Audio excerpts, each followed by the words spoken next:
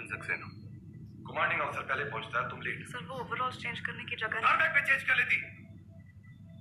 बहुत ढूंढा मैंने लेकिन लेडीज टॉयलेट मिला नहीं क्योंकि लेडीज टॉयलेट है ही नहीं। क्यों सर? क्योंकि ये जगह लेडीज के लिए बनी ही नहीं है। आपको क्या प्रॉब्लम है मुझसे सर? जानना चाहती हो क्या प्रॉब्लम है? गेट आउट, गो। बेकार पायलट की जरूरत ना एयरफोर्स को है ना मेरे यूनिट को। फिर से तुम कमजोर हो गुंजन, और डिफेंस में कमजोरी के लिए कोई जगह। हेलो दोस्तों, केएलडी क्लासेस में आप सभी का स्वागत है। अक्सर कहा जाता है कि जब विपत्ति आती है तो अपने साथ नए नए अवसर भी लाती है। ये विपत्ति किस रूप में और किस प्रकार ये विपत्ति अवसर में बदलती है, यही हमें और आप सभी को समझना होगा।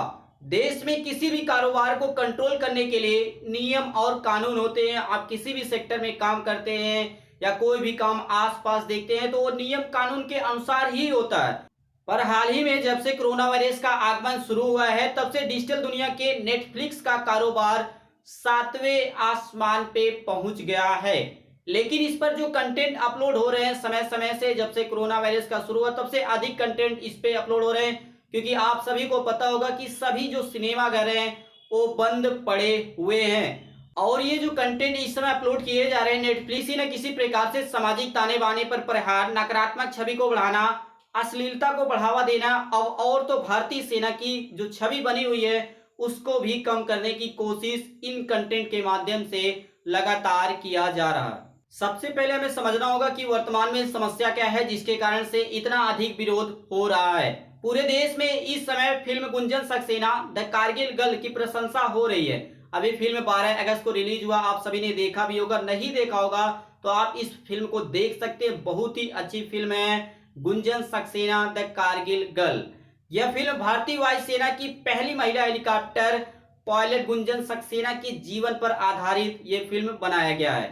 लेकिन भारतीय वायुसेना ने इस फिल्म के कई दृश्यों व संवादों जो उसमें दिखाया गया है, जो कंटेंट दिखाया गया है, उसको लेकर विरोध जताया है। वायुसेना ने केंद्रीय फिल्म प्रमाणन बोर्ड जो इस तरह से जो लाइसेंस प्रदान करती है फिल्मों को, एक पत्र भी लिखा है जिसमें स्पष्ट शब्दों में लिखा गया है कि फिल्मों में नकारात्मक छवि वायुसेना की क्यों दिखाई गई है। इस पत्र को नेटफ्लिक्स व धर्मा प्रोडक्शन को भी भेजा गया है, क्योंकि धर्मा प्रोडक्शन ने इसे बनाया है इस फिल्म को, तो वही नेटफ्लिक्स ने इसे प्रदर्शित किया है। विवाद तो इस सीन को लेकर है जो आपके स्क्रीन पे जो वीडियो दिखाया जा रहा है। जब गुंजन सक्सेना उधमपुर एयरबेस पे पहुंचती हैं तो उनको एक महिला होने के नाते उनको इस तरह से एहसास कराया जाता है कि वह एक पुरुष नहीं है, इसलिए उनको डायरेक्ट तो कई बार इनडायरेक्ट रूप से उनको इस तरह से एहसास कराया जाता है। जबकि वायुसेना का मानना है कि ऐसा तो कभी भी हुआ ही नहीं है। जिस तरह से फिल्म में प्रदर्शन और उस तरह से जो संवाद उसमें बोला गया है, ऐसा कभी भी हुआ ही नहीं है। और पता नहीं क्यों वायुसेना की नकारात्मक छवि दिखाने की कोशिश लगातार की जा रही है। भारतीय वायुसेना के साथ ही राष्ट्रीय महिला आयोग ने भी इस विवाद पर टिप्पणी की। इसके पहले भी कई बार सेना और सैनिकों को लेकर गलत दृश्य दिखाया जा चुका है। आप सभी के स्क्रीन पे एक पत्र दिखाया जा रहा है, आप इस पत्र को पढ़कर उसे समझने की कोशिश करिए कि भारतीय वायुसेना ने केंद्रीय फिल्म प्रमाणन बोर्ड को क्या पत्र में लिखा है। कुछ फिल्मों और वेब सीरीज में सेना की नकारात्मक छवि पेश की जा रही है लगातार, इसलिए रक्षा मंत्रालय को यह अपेक्षा है कि इसके निर्माता को सलाह दी जाए, जो फिल्म बना रहे हैं या वेब सीरीज जो बना रहे हैं उनको सलाह दिया जाए कि वो अपने फिल्मों व वेब सीरीज में दिखाने के पहले रक्षा मंत्रालय से अनुमति प्रमाण पत्र ले कि ऐसा कंटेंट कोई भी नहीं दिखाएंगे, ऐसा कोई भी संवाद नहीं रहेगा जिससे आगे चल के उनकी जो फिल्म है या वेब सीरीज है वो विवादों में आ जाए। इस तरह से इस पत्र में पूरी विस्तार से लिखा गया है कि कब कब ऐसे कंटेंट पेश किए गए, उस पर सरकार ने या जो भारतीय वायुसेना है या और सेनाएं जो भारत में है उन्होंने भी ऐसी इस तरह से विवाद शुरू किया। बाद में या तो उस सीन को काटना पड़ा या उस फिल्म को रिलीज होने से पहले ही उसे रिलीज नहीं होने दिया गया। तो इस पत्र के माध्यम से पूरी बात स्पष्ट होती है कि ये विवाद कुछ छोटा मोटा नहीं है, बहुत ही बड़ा विवाद बनता जा रहा है। इस पत्र को रक्षा मंत्रालय ने भेजने के साथ एक बहुत ही बड़ी गलती कर दी। गलती इस प्रकार है कि इनके सक्षम अधिकारियों को यह जानकारी होनी ही चाहिए थी कि वेब सीरीज या जो ओवर द टॉप जिसे हम OTT के नाम से जानते हैं उस पर जो दिखाया जाता कंटेंट, चाहे वो कोई फिल्म हो या कोई वेब सीरीज हो, उस पर दिखाया जाने वाला कोई भी कंटेंट केंद्रीय फिल्म प्रमाणन बोर्ड के दायरे में आता ही नहीं है। तो फिर इस पत्र का कोई अर्थ नहीं है। जो पत्र 27 जुलाई को लिखा गया और फिल्म 12 अगस्त को नेटफ्लिक्स पर रिलीज हो गई।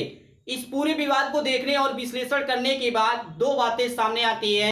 पहली बात तो यह है कि केंद्रीय फिल्म प्रमाणन बोर्ड ने रक्षा मंत्रालय के द्वारा जो पत्र भेजा गया था, जो उसमें सलाह दिया गया था कि आप ऐसे जो फिल्म बनाते हैं या वेब सीरीज बनाते हैं, उनके जो निर्माता हैं उनको आप सलाह देना कि भारतीय वायुसेना के बारे में, चाहे वो वायुसेना हो, थल सेना हो, जल सेना, किसी के बारे में कोई भी अगर वीडियो ऐसा या इस तरह से जो दृश्य दिखाया जाता है, संवाद दिखाया जाता है, तो उससे पहले उस डिपार्टमेंट से अनुमति ले लेना। तो ऐसा लग रहा है कि इस तरह से केंद्रीय फिल्म प्रमाणन बोर्ड ने अपने जो कार्य है उसको नहीं किया, जिसके कारण से ऐसे कंटेंट, ऐसे दृश्य हमको देखने को मिला। तो दूसरी बात ये हो सकती है कि बोर्ड ने सभी निर्माताओं को, चाहे वो फिल्म बनाते हैं या वेब सीरीज बनाते हैं, उनको सलाह दी हो, लेकिन फिल्म निर्माताओं को ऐसा नहीं लगा कि ये हमारे लिए मानना जरूरी है, क्योंकि देश में ऐसा इनके मानने के लिए कोई भी नियम कानून नहीं है। इसलिए ऐसे समय समय पे हमें फिल्म और दृश्य, ऐसे संवाद देखने को मिल जाते हैं। जैसे मैंने पहले कहा कि ओटीटी पे कौन सा कंटेंट दिखाना है, कौन सा कंटेंट नहीं दिखाना है, इसका फैसला लेने का अधिकार केंद्रीय फिल्म प्रमाणन बोर्ड को नहीं है।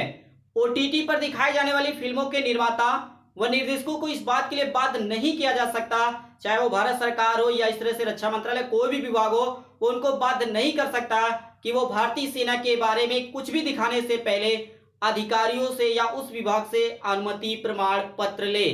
कोरोना वायरस महामारी के कारण से सभी सिनेमाघर बंद और इस कारण से अधिकतर फिल्मों का प्रदर्शन ओटीटी प्लेटफॉर्म पे हो रहा। ओटीटी फिल्म पे किसी भी प्रदर्शन को, किसी फिल्म को दिखाने के लिए किसी की अनुमति लेने की कोई भी जरूरत नहीं है। केंद्रीय फिल्म प्रमाणन बोर्ड उन फिल्मों को प्रमाणित करता। आप सभी को समझना होगा कि केंद्रीय फिल्म प्रमाणन बोर्ड का क्या काम है। यहाँ पे लिखा गया है, पूरा दिखाया जा रहा है आपके स्क्रीन पे कि क्या क्या काम करता है। जिनका सामूहिक प्रदर्शन करना होता है, कोई भी फिल्म जैसे सिनेमा में रिलीज होती है, उसको पूरा अधिकार होता है कि ये फिल्म कहाँ पे कटिंग होगी, कैसे दिखाया जाएगा, किस डेट को रिलीज होगी, चाहे वो सिनेमा घरों में हो या किसी फिल्म फेस्टिवल में दिखाए जाने वाली फिल्म का, इस पर अधिकार लेने का या इस पर फैसला लेने का अधिकार केंद्रीय फिल्म प्रमाणन बोर्ड को होता है। और इसी तरह से फिल्मों का अगर सार्वजनिक प्रदर्शन होना होता है तो ही रक्षा मंत्रालय में भारतीय सेना को देखने का अधिकार दिया जाता है।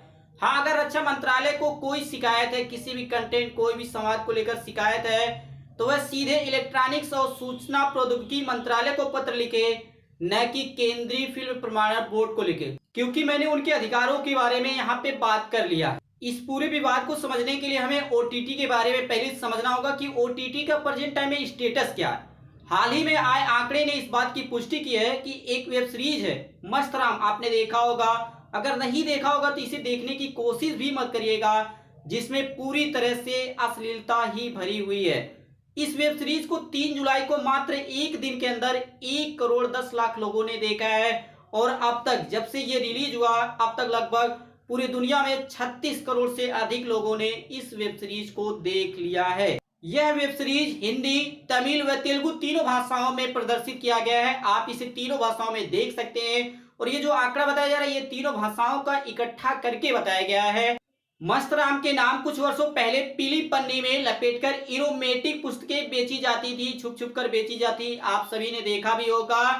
आज वही खेल खुलकर खेला जा रहा है इस नेटफ्लिक्स के माध्यम से, ओटीटी के माध्यम से, हॉटस्टार, एमएक्स प्लेयर पे आपने कई ऐसे वेब सीरीज फिल्में देखी होंगी जो सार्वजनिक प्रदर्शित नहीं हो सकती, लेकिन उस पर बहुत ही अधिक वायरल हो चुका है। एक आंकड़े पर और आप सभी ध्यान दें तो बातें पूरी तरह से स्पष्ट होंगी। मैंने एक दिन नेटफ्लिक्स जो कस्टमर केयर का नंबर होता है, जैसे जियो का, एयरटेल का, वोडाफोन का, ऐसे उनका भी नंबर हो, उस पर बात किया गया तो उन्होंने बातों बातों में बताया कि पिछले 3 महीने से, जैसे इस तरह से कोरोना वायरस के केसेस बढ़ते गए, जो सभी सिनेमा है पहले ही बंद हो चुके थे, लेकिन उसके बाद से और जो फिल्में थी वो रोक दी गई। उसके बाद ओटीटी के माध्यम से फिल्मों को रिलीज किया गया।